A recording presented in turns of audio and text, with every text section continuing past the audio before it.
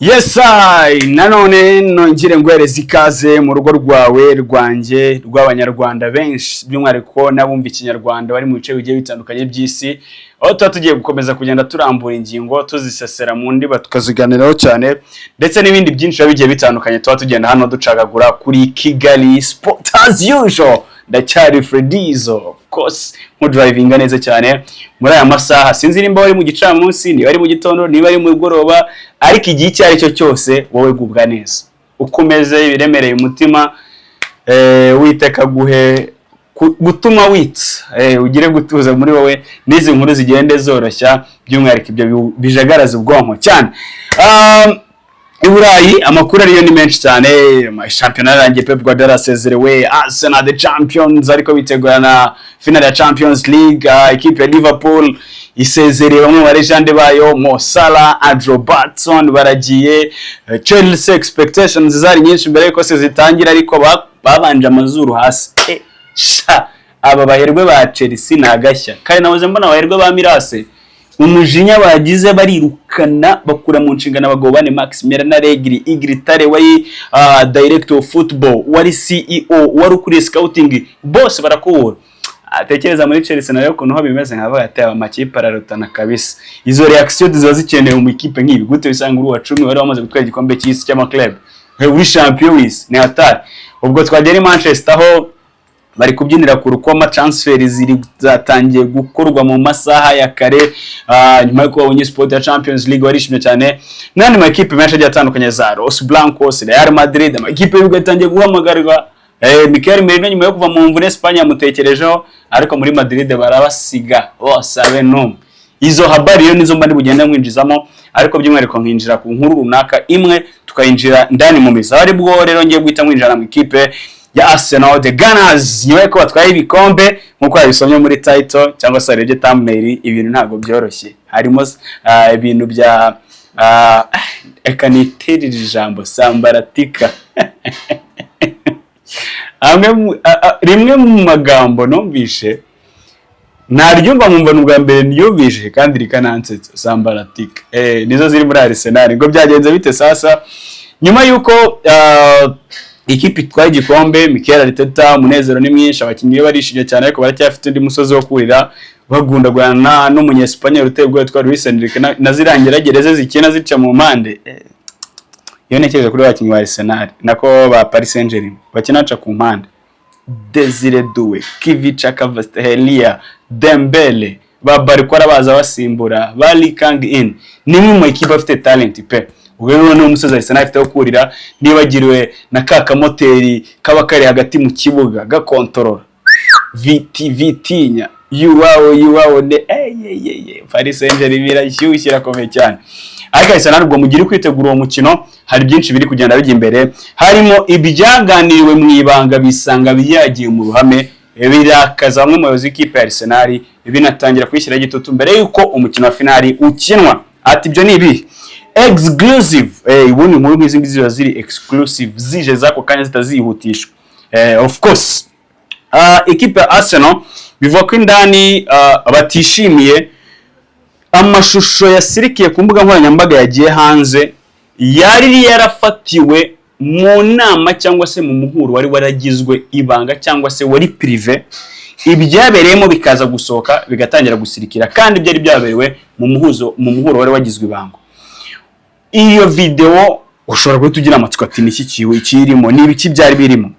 Iyo ni video igaragaza umutoza w'ikipe ya Arsenal Mikel Arteta ku munsi wo gatandatu wamaze gutwara igikombe cya shampiyona y'igihugu y'Ubwongereza imugaragaza ari kuganira n'abakinnyi ababwira ngo mu ijoro ryo kuwa gatandatu tuzaba abashampiyo b'i Burayi. Abikonfirima abicakarongo ashyiraho na kits nakabago nimba akabago harigwe nibikomezara Mikel Arteta konfirima bwira abakinnyi bati mu ijoro ryo kuwa gatandatu twebwe tuzaba turi abashampiyo b'umugabane w'u Burayi n'ibindi byinshi cyane yagiye atangaza ariko ako gapati gato niko kasirikiye cyane ku mbuga nkoranyambaga.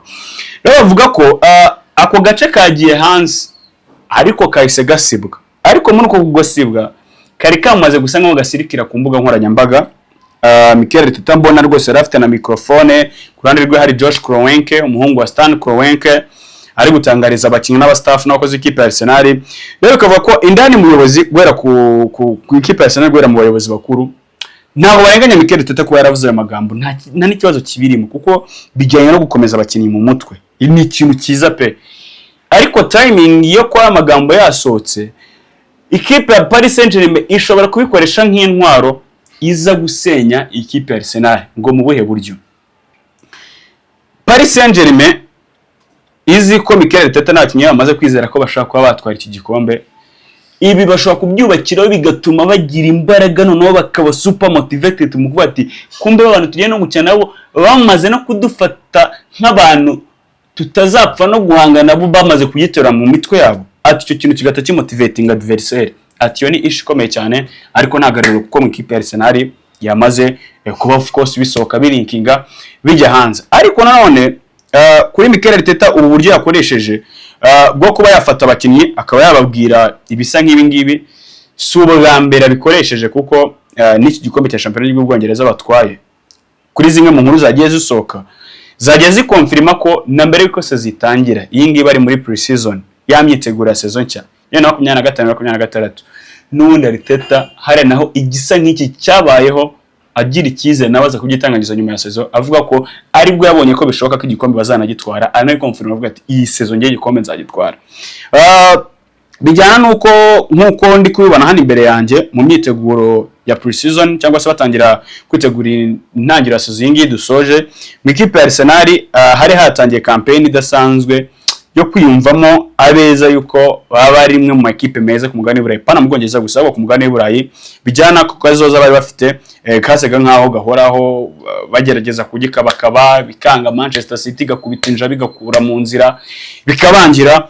Ariko Arsenal bashiye kuri izo eshatu by'umwihariko zari zitambutse aba ba kabiri, bivugwa ko kuri Mikel Arteta ariho noneho yangiye kugira icyizere cyo kuvuga ati nyamara iyi saison mwa basore banjye tuzagitwara kabisa. Ataho byagenze bite naho ubwo no ruherekane rw'ibyo narimbanjeho binjyana no kubyise zisojwe ndibuze kuzaguriza hamwe kugira ngo utuntu twose kaze guconnecta n'akandi kantu kiconnecte n'akandi bize kuza gusa nk'ibyihuza kugira ngo tutaza kujijwa cyane.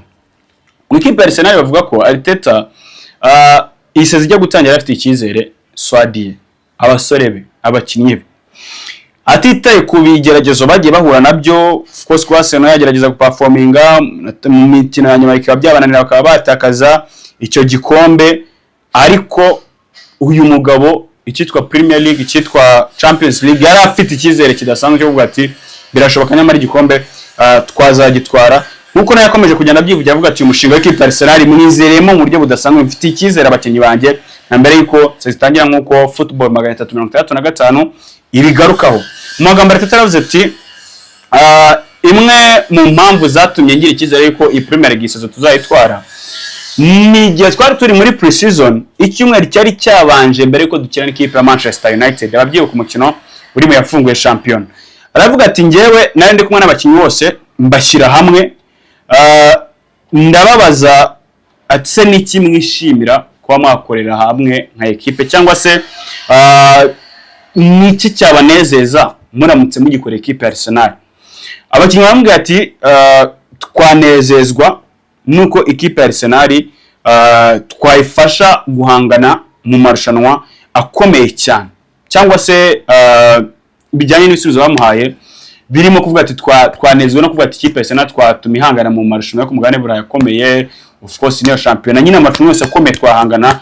Ati icyo kiganiro icyo gihe bagiranye kuko yagerageje kuyinimiriza byinshi ntabwo akavuga ati ibyo naganiye nabyo nabo byamaye icyizere cyuko none Arsenal ifite izahangana neza mu marushanwa yose tuzaba turi gukina akomeye cyane. Impamvu ya mbere akagira ubwinshi bw'abakinnyi, iya kabiri akagira quality y'abakinnyi, noneho icyo cya gatatu cyaje kimyumvire n'imyizerere yabo gita kiye confirm avuga ati Swadi mfite bya challenginga. Ati bisubizo bamaye icyo gihe ati ntabwo byari by'amagambo gusa ntibavugaga, ati nararebaga n'uburyo mu nama tumeze ukuntu baga bari focused ukuntu baga bashyizeho umutima.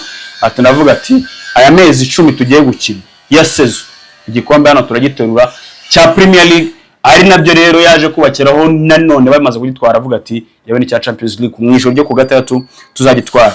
Rero iyi mitekerereze abakinnyi b'ikipe Arsenal beretse Arteta iri mu byo yashingiye avuga ati abakinnyi banjye bamaze kugera ku rwego rwo kugasongero, the highest peak ishoboka umukinnyi wakifuza akageraho imitekerereze myiza ituma aba umushampion cyangwa se aba umukinnyi wahangana. Ati rero icyo kintu nagiye nkigira umusingi nyigira ibe ryifatizo ari nacyo cyamfashije guhangana muri aya marushanwa yose ari mu Champions League tujya kuri finali yewe ni Premier League twamaze kuba duterura. Ibyo rero byose umusaruro avuyemo n'uwuhe nuko ikipe ya Arsenal yaramaze kuba iterura igikombe cya Champions League y'Ubwongereza, igitahiwe ari finali ya UEFA Champions League bazaba bagundaguranamo n'ikipe ya Manchester City.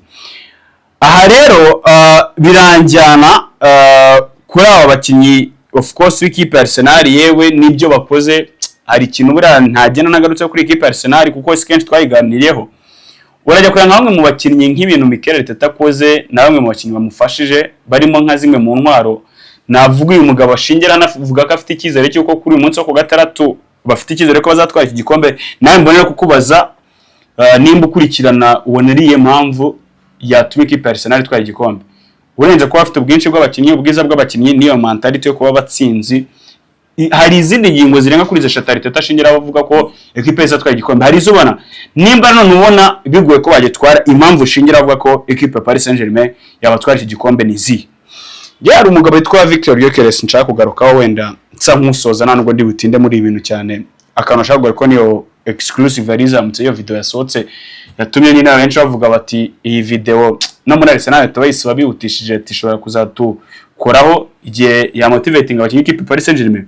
No mugabo witwa Victor Gyökeres uyu mugabo akiza muri Premier League yari yaraciyemo mu ikipe ya Coventry mu cyiciro cya kabiri yewe nakandara muri Brighton biza kumugora mu kuntu aza kwigira muri Portugal ariko muri Sporting agaruka muri Premier League itezwe ibintu byinshi bidasanzwe birimo kuza guhereza Arsenal ibitego rero yabuze kuko ubwo zero bifite bwiza muzamu mwiza ari twete zitambutse ariko ikitwa ibitego ari ikibazo Kai Havertz Gabriel Jesus umusaruro imbere zamubona ko bigoye. Ibaze kuba ufite umukinnyi muri saison utasoza saison afite ibitego 10 double digits bigoye ko yazigira.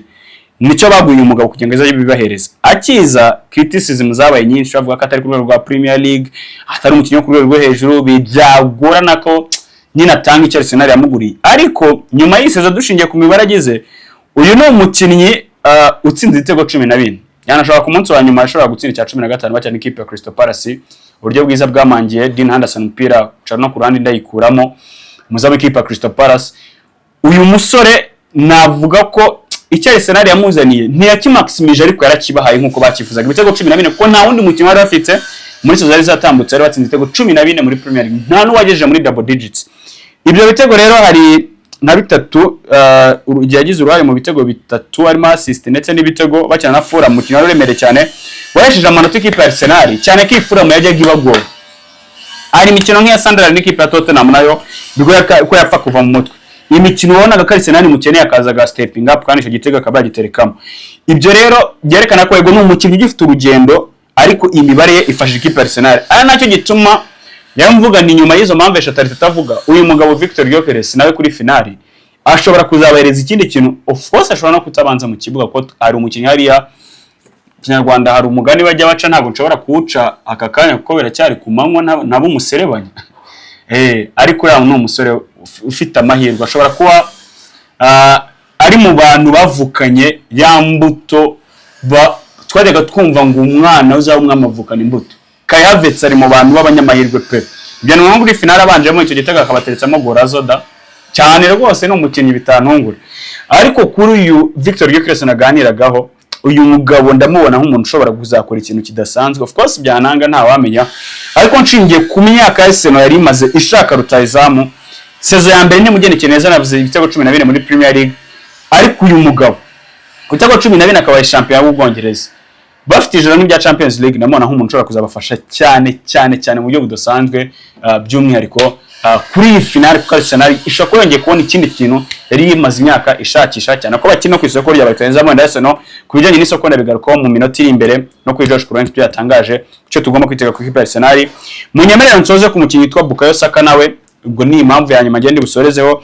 Uyu musore mu mwaka wa 2020 abiciye kuri Twitter rwa Instagram ari ubutumwa ageze kwandika avuga ati abakunzi ba Arsenal bakwiriye ibirenze, you deserve more Arsenal fans. imvugo yaje kuba ingiro, barakoze cyane amajoro menshi bataryama, imyitozo myinshi, gukritikwa mu buryo budasanzwe, ariko uyu musore ari mu bakinnyi nava muri generation ya 20 bake basigaye muri kipe Arsenal bagerageje kwihesha icyo ngicyo yari yarijeje abakunzi bayo. Niwe ko batwaye igikombe cy'ubwonge cya Premier League, nabwo uyu mugabo yongeye nanone abice ku rubuga rwa Instagram, yongeye yandika ubutumwa bujya gusa ngo yaravuga ati Arsenal fans you deserve more, mukwiriye ibirenze ibi nanone birenze n'iki cya Premier League. Ibyo nta kindi ni ya Champions League bafite, bagomba gukina ikipe ya Paris Saint-Germain. Urumva ko muri cya imitekerereze ikipe ya Arsenal, abakinnyi abatoza bari ku murongo umwe, hanyuma no kubakinnyi ubwo nyuma ya Gyökeres nkongeraho Bukayo Saka, nawe urumva ko ari so super motivated, umwe mu bakinnyi ntajya nshidikanya ku mano ye, wakora ibidasanzwe mu kibuga. Madueke ya tezi yambutaje mu bubarize, ariko iyo bigeze kuri Bukayo nawe azana ubwiza budafite benshi. Abona ko nimba abakinnyi bari hamwe, abatoza bari hamwe, icyo umutoza cyane no umurindi w'abafana be i Budapest yarabasabye ati muzaze niyo nka mwese twerekeze muri Hongrie undi mudushyigikire. Iya Paris Saint-Germain igize akara kajya nyikubite Maresca asabira yari kwise kuri finale igikombe cy'isi, nyenda bakubita bacenga yikiro. Akaba ari kipe ya Arsenal nashaka kugaruka mu buryo buri short aka exclusive kari gazamutse, ariko bikanajyana of course nizo mbaraga wenda navuga bafite bashobora kuba bagenderaho kuri finale. Hano aho nshobora kukubariza wenda iki kibazo nkuko nakikubajije, Arsenal we urabona ari turufu ifite bishobora kuba yisunika kuri finale ku buryo bavuga ati birashoboka igikombe itagira mu kabati kayo, cyera kabaye Arteta niwe wabugiye kuyigihesha nkuko abikoze ayesha igikombe yarukaga mu myaka 22. Ndacyari Kigali Sport, ndacyari Fredizo as usual, keep it tuned in, keep it touched in, wowe ntukanyeganyeze rwose ahantu. Subscribe, like, share, comment mu Rwanda tujya tuganira byinshi nk'ibi byiza birakomeza bigende biza. Ciao, hasta la vista.